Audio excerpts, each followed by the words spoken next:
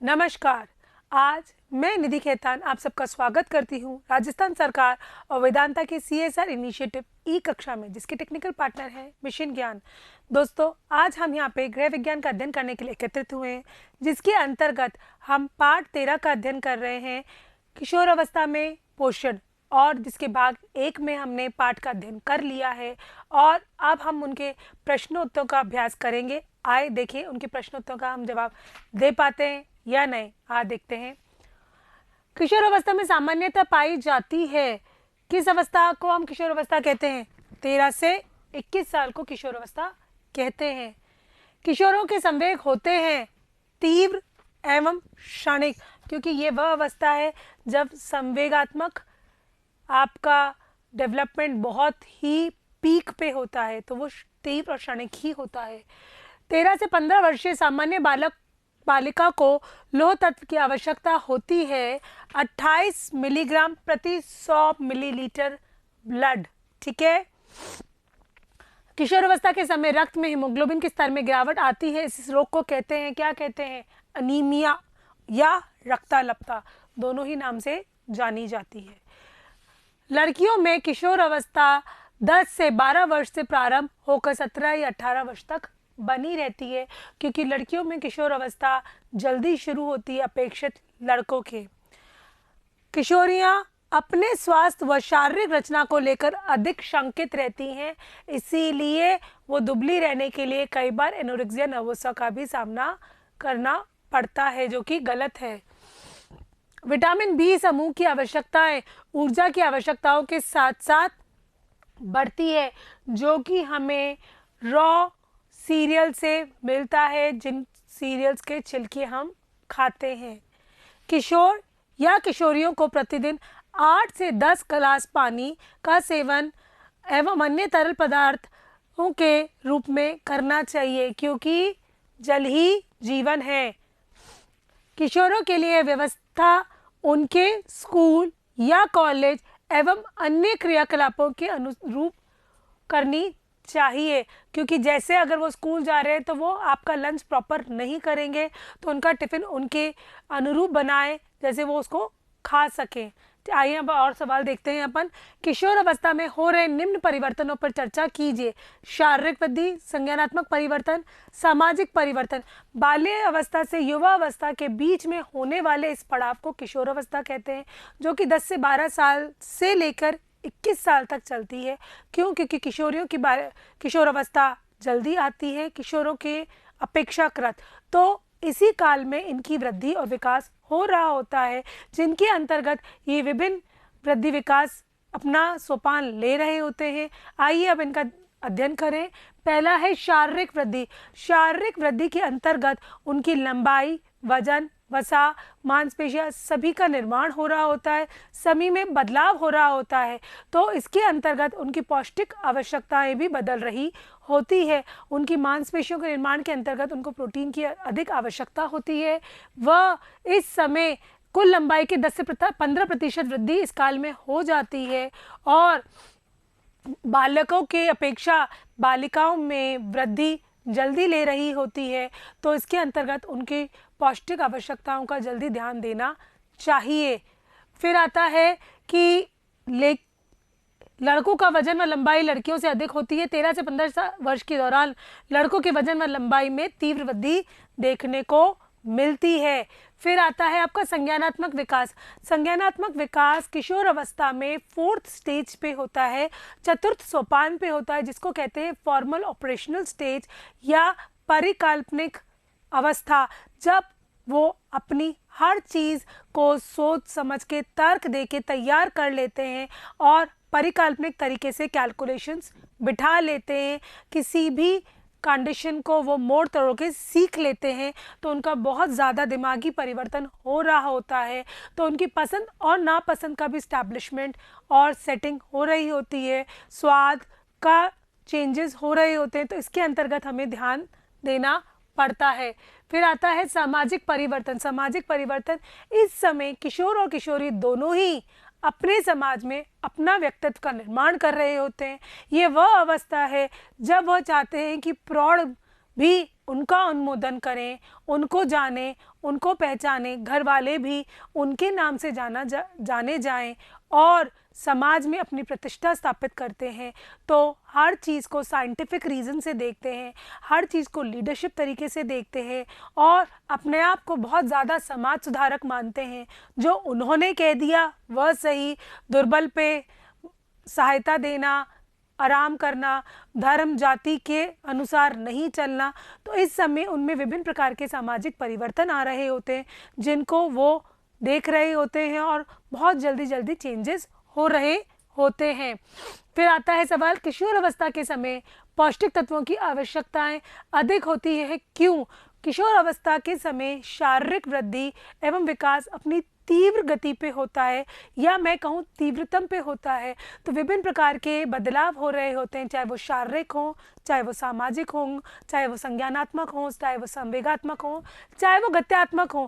तो विभिन्न प्रकार के ओवरऑल डेवलपमेंट ले रहे होते हैं। तो डेफिनेटली अगर ओवरऑल डेवलपमेंट ले रहे हैं तो उनके विभिन्न प्रकार के पौष्टिक आवश्यकताएं भी बदल रही होती हैं। तो इसके अंतर्गत उनको विभिन्न प्रकार की पौष्टिक आवश्यकताएं बढ़ रही होती है। तो बढ़ने के साथ साथ उनकी नापसंद या व्यक्तित्व का निर्माण हो रहा होता है।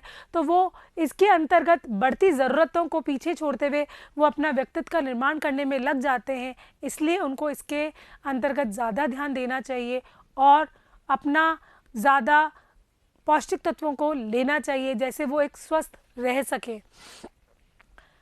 अब इसके अंतर्गत विभिन्न पौष्टिक तत्वों का हम थोड़ा सा अध्ययन कर दें। पहले आता है ऊर्जा। ऊर्जा के अंतर्गत बढ़ती लंबाई, शारीरिक भार और क्रियाशीलता और उपापचय के दर के बढ़ते हुए पैटर्न को लेते हुए हमें ऊर्जा का कंजम्पशन बढ़ाना पड़ता है, जिसके अंतर्गत हमें ऊर्जा के अंतर्गत कार्बोज का कंजम्पशन बढ़ाना पड़ता है। फिर आपका आता है प्रोटीन।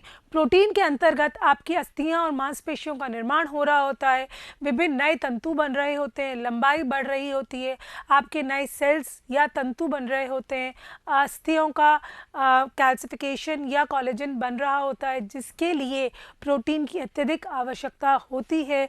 और जैसे जैसे किशोर और किशोरी अपनी हाइट लेते हैं तो भी आपके प्रोटीन की आवश्यकता होती है, क्योंकि प्रोटीन का मुख्य कार्य वृद्धि व विकास में भाग लेना ही होता है। फिर आता है वसा। वसा के अंदर आपके प्रत्यक्ष वसा को हम कैलकुलेट करते हैं, वो सभी आपकी किशोरी की स्टेजेस में 25 ग्राम ही होता है। बहुत ज़्यादा वसा लेने से आपको मोटापे से ग्रसित हो सकते हो। फिर आता है आपका विटामिन। विटामिन के अंतर्गत हमें विभिन्न विटामिन पर्याप्त मात्रा में लेने होते हैं। विटामिन दो तरह के होते हैं, जल घुलनशील एवं वसा घुलनशील। जल घुलनशील सामान्यतः हमें कमी नहीं देते हैं, लेकिन वसा घुलनशील दे सकते हैं। तो हमको इन विटामिनों की पर्याप्त मात्रा में लेना चाहिए। क्यों? क्योंकि विटामिन हमको सिर्फ विभिन्न बीमारियों से ही नहीं बचाते, अपितु और अलग पौष्टिक तत्वों का अवशोषण करने के लिए भी ये अत्यधिक आवश्यक होते हैं। फिर आपका आता है खनिज लवण। खनिज लवण के अंतर्गत आता है आपका स्पेशली कैल्शियम, फास्फोरस और लौह तत्व। क्यों? क्योंकि कैल्शियम और फास्फोरस आपके अस्थि निर्माण के लिए बहुत ज़्यादा ज़रूरत होता है और लौह तत्व आपके ब्लड फॉर्मेशन के लिए ज़रूरत होता है। बढ़ती उम्र और बढ़ते तरलता के संग आपके ब्लड का भी और बढ़ जाता है, जिसके अंतर्गत आपको नई कोशिकाएं बनाने, निर्माण करने की आवश्यकता होती है और नई रक्त कोशिकाओं को बनाने के लिए हमें हीमोग्लोबिन की आवश्यकता होती है, जिसके अंतर्गत हमें लौह तत्व की आवश्यकता अत्यधिक होती है। और किशोरियों के अंदर हर महीने मासिक स्त्रवण के कारण उनमें बहुत ज़्यादा रक्त भाव हो जाता है, तो उनको भी नए खून बनाने की आवश्यकता बढ़ जाती है। अब छठा पॉइंट है जल। जल ही जीवन है, जैसा कि मैं बार बार कह रही हूँ। तो किशोर और किशोरियों को चाहिए कि दिन भर में 8 से 10 गिलास तरल पदार्थ का सेवन करें, चाहे वो किसी भी रूप में हो, चाहे वो नारियल पानी हो, चाहे फलों का रस हो, चाहे वो कोई और फॉर्म में हो, लेकिन जल का सेवन अत्यधिक आवश्यक होता है। आइए हम दूसरा सवाल देखते हैं। किशोरियों को भोजन संबंधी समस्याओं का उदाहरण देके समझाइए। किशोरियों या किशोरों में विभिन्न प्रकार की भोजन संबंधी परेशानियों का सामना करना पड़ता है, जिसके अंतर्गत हम इस क्वेश्चन का आंसर देंगे। आइए देखते हैं।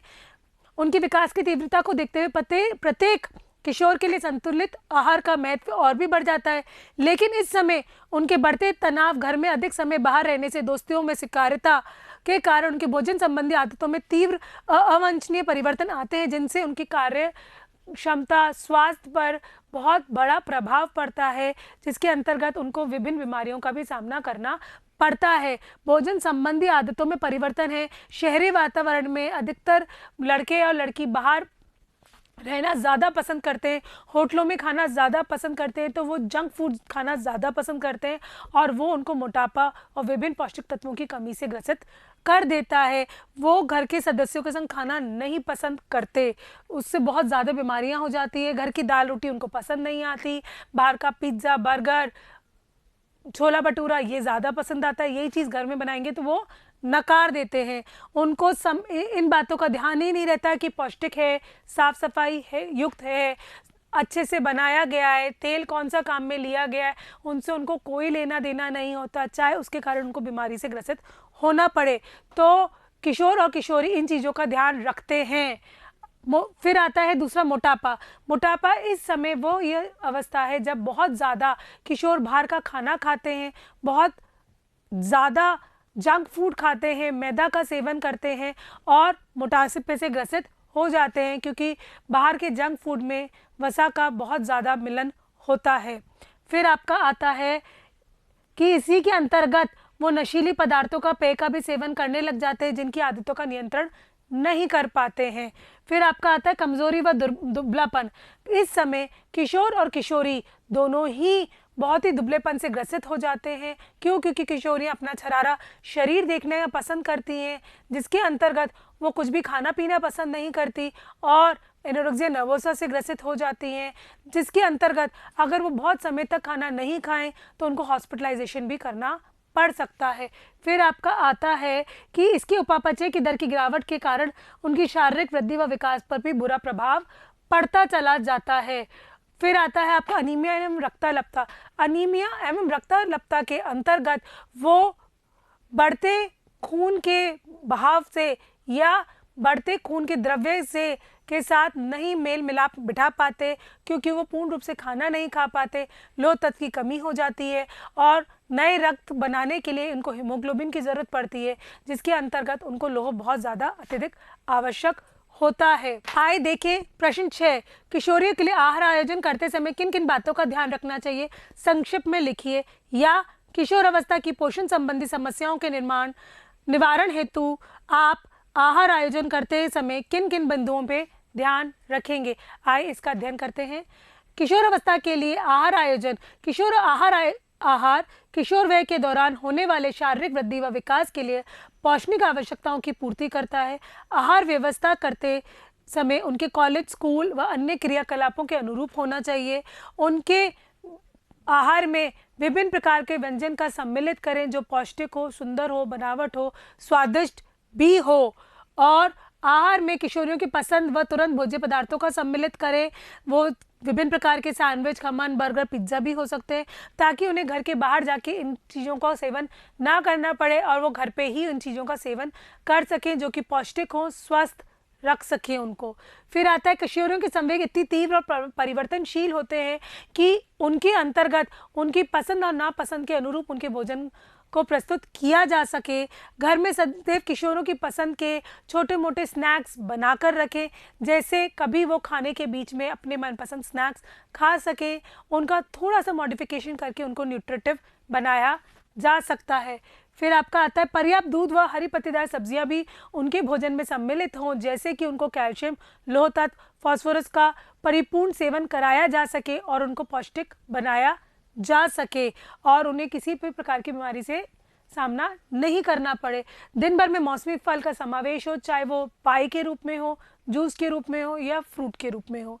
भोजन की रुचि के अनुसार उनका बनाएं। किशोर वय में उनके मित्रों के संग छोटी मोटी पार्टियों का आयोजन आप घर में ही कर सकते हैं, जैसे उनकी उन छोटी मोटी पार्टियों के लिए उनको बाहर ना जाना पड़े और आसानी से वो घर रह के और अच्छा खाना खा सकें और अपने को ट्रेंडी, प्रेजेंटेबल बना सकें।